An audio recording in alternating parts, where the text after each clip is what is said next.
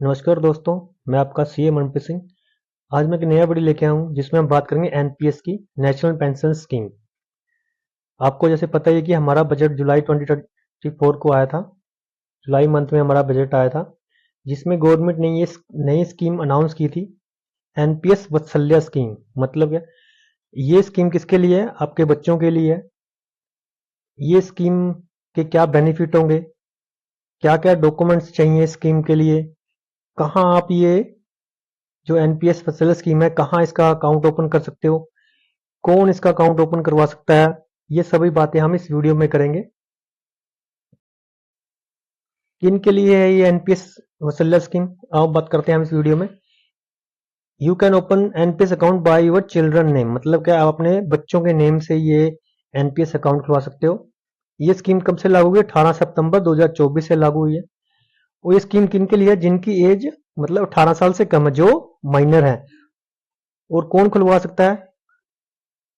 आप उनके पेरेंट्स या कोई गार्डियन। मतलब पेरेंट्स भी खुलवा सकते हैं बच्चों के लिए एनपीएस अकाउंट, और गार्डियन भी खुलवा सकते हैं एनपीएस अकाउंट के।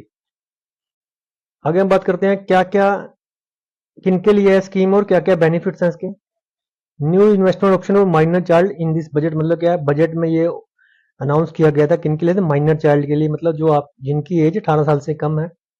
और ये दोनों के लिए, चाहे वो लड़का हो चाहे लड़की हो, दोनों के लिए स्कीम है। ये क्या है? ये एक पेंशन की तरह है। जब भी आपके बच्चे की क्या होगा, 60 साल एज होगी, तो आपकी वो एक पेंशन के तौर पे आपके बच्चे की ये पेंशन के तौर पे आपको अमाउंट मिलता रहेगा, हर मंथ मिलता रहेगा। ये पेंशन के तौर पे लग जाएगी उनकी। और क्या है? Financial security. मतलब कि ये फाइनेंशियल सिक्योरिटी भी हो गई आपके बच्चों के लिए, आपके बच्चों के फ्यूचर के लिए। और आपके बच्चों क्या हो गया, फ्यूचर भी सिक्योर हो गया, क्योंकि आप अभी से अपने बच्चों के लिए क्या कर रहे हो, ये अकाउंट खोल रहे हो, इसमें आप इन्वेस्टमेंट कर रहे हो। तो आपके जो बच्चों का फ्यूचर होगा वो भी सिक्योर हो जाएगा। और फाइनेंशियल डिसिप्लिन क्या है? आपके जो फाइनेंस की जो सिचुएशन है वो भी क्या हो जाएगी, डिसिप्लिन में आ जाएगी। मतलब आपके फाइनेंस जो अच्छे हो जाएंगे, आपको फ्यूचर में क्या है, अपने बच्चों के फ्यूचर की कोई चिंता नहीं होगी।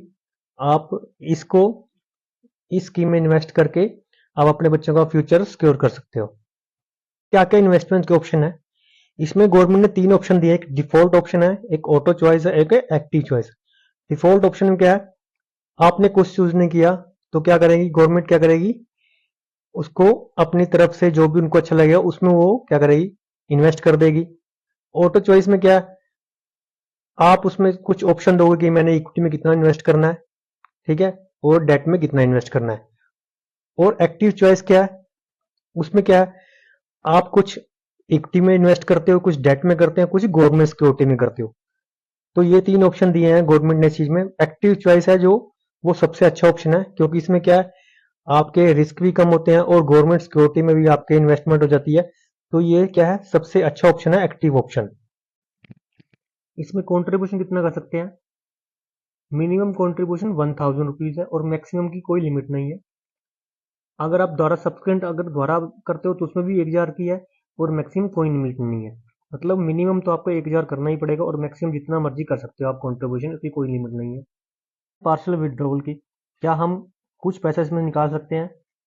इसमें 3 सिचुएशन है जिसमें हम पैसा निकाल सकते हैं। और कितना निकाल सकते हैं? मैक्सिमम 25%। जितना भी इन्वेस्ट किया है उसका 25% हम निकाल सकते हैं। तो वो कौन सी सिचुएशन है जिसमें हम पैसा निकाल सकते हैं? एक तो एजुकेशन ऑफ चाइल्ड। मतलब अगर आपने बच्चे की पढ़ाई के लिए आपको पैसा चाहिए तो आप निकाल सकते हो। कोई मेडिकल ट्रीटमेंट कराना है उसके लिए निकाल सकते हो। कोई ऐसी सिचुएशन आ गई है जिसके लिए पैसा आपको चाहिए, तो उसके लिए भी आप ये पैसा निकाल सकते हो। मैक्सिमम 25% निकाल सकते हो। और कितनी निकाल सकते हो? 18 साल से पहले पहले आप उसको कितनी बार निकाल सकते हो? मैक्सिमम 3 बार ये पैसा आप पार्शियल विड्रॉल करा सकते हो। क्या लिखा है? Additionally the scheme permit maximum 3 time of partial withdraw before the turn child turn 18। मतलब 18 साल से पहले पहले, 18 साल से पहले होने के उसमें आप 3 बार ये पैसा 25-25% करके निकाल सकते हो। पर निकाल सकते हो क्या? इन सिर्फ 3 सिचुएशन में ही पैसा निकाल सकते हो। अब हम बात करते हैं कौन इस अकाउंट को खुलवा सकता है। Indian citizen and non resident Indian who is interested in creating a long term retirement in saving account for minor. मतलब कोई भी इंडियन सिटीजन या कोई नॉन रेजिडेंट जो अपने बच्चों के लिए long term retirement saving account खुलवाना चाहता है वो एलिजिबल है अपने माइनर बच्चों के लिए ये अकाउंट खुलवाने के लिए। तो क्या है, एलिजिबल एप्लीकेंट कौन है? पेरेंट्स और legal guardians can open NPS Vatsal account on behalf of minor child. This allow the guardian to begin saving for child retirement from a earlier age. Age of minor क्या है, इसमें क्या है, 18 साल से कम एज का होना चाहिए बच्चा। तो क्या सकते हैं, पेरेंट्स या उसका लीगल गार्डियंस क्या उनका एनपीएस वत्सल अकाउंट ओपन करवा सकते हैं। और इन्वेस्टमेंट कंटिन्यू क्या है, वंस द चाइल्ड टर्न 18, मतलब जब भी आपका बच्चा 18 साल का हो सकता है, हो जाएगा जब, the account can be either withdrawal if with in certain limit. मतलब क्या है, अगर 2.5 लाख से कम है तो आप सारा का सारा विड्रॉ कर सकते हो। अगर वो 2.5 लाख से ज़्यादा है तो उसको आप कन्वर्ट करा सकते हो एनपीएस अकाउंट में, रेगुलर एनपीएस अकाउंट में। और आपको द्वारा क्या है, अपने जो भी केवाईसी डॉक्यूमेंट थे आपको द्वारा कंप्लीट करने पड़ेंगे, द्वारा अपलोड करने पड़ेंगे, तो वो आपके वो रेगुलर एनपीएस अकाउंट में कन्वर्ट हो जाएगा। आगे क्या है, इसके बेनिफिट्स क्या है? एक तो आप क्या, हाई रिटर्न ऑफ इक्विटी, मतलब क्या, जो भी इसका पैसा वो किस किस में इन्वेस्ट होता था, इक्विटी में, बॉन्ड में, और क्या था, डेट में, गवर्नमेंट बॉन्ड में, गवर्नमेंट सिक्योरिटीज में। तो इससे क्या, इसको हाई आपको इक्विटी रिटर्न्स मिलती हैं। सिक्योरिटी और गवर्नमेंट बॉन्ड, क्योंकि गवर्नमेंट सिक्योरिटीज में इन्वेस्ट था तो आपको ज़्यादा सिक्योरिटी मिलती है। इसमें कंपाउंडिंग बेनिफिट था क्योंकि लॉन्ग टर्म के लिए है तो इसमें कंपाउंडिंग लगती है। Promote save habit in children, क्या करते हैं, आपके बच्चों में सेविंग करने की हैबिट को बढ़ाती है। जो एनपीएस वसीला account can be convert into NPS account when the child reach majority. मतलब क्या है, जब भी आपका बच्चा 18 साल का हो जाएगा, जो एनपीएस वसीला अकाउंट था वो किस में कन्वर्ट हो जाएगा, एनपीएस रेगुलर अकाउंट में कन्वर्ट हो जाएगा। और जब भी आपका बच्चा रिटायर होगा तो काफी जो अमाउंट है, ह्यूज अमाउंट आपके बच्चों को क्या मिलेगा, एक्यूमुलेट अमाउंट मिलेगा आपके बच्चे को। जब भी आपका बच्चा 60 साल का होगा तो इससे क्या होगा, उनके सारा फ्यूचर सिक्योर हो जाएगा। आगे क्या है, डिडक्शन क्या है, अगर हम ओल्ड स्कीम में बात करें तो पेरेंट्स और गार्डियन को इसमें डिडक्शन मिलती है 80C में, और एडिशनल डिडक्शन कितने मिलती है 80CC-D1B में। इसमें क्या 50,000 की एडिशनल डिडक्शन मिलती थी, तो टोटल कितनी 2 लाख की डिडक्शन मिल जाएगी। न्यू स्कीम में कोई भी डिडक्शन नहीं मिलेगी। आगे क्या है, कहाँ अपना ये अकाउंट खुला सकते हैं, बैंक में, किसी भी जो भी नेशनलाइज बैंक है हम उसमें अपना ये अकाउंट खुला सकते हैं। ई एनपीएस प्लेटफॉर्म एक ऑनलाइन प्लेटफॉर्म है, वहां भी हम अपना अकाउंट खुला सकते हैं। वहां pension fund regulator and development authority, जो है हमारा ये pension fund regulator development authority, इन्होंने भी क्या कर रखा है, ऑनलाइन पोर्टल है एनपीएस अकाउंट का, वहां भी हम ये स्कीम का जो भी हम इसके अकाउंट खुलवा सकते हैं।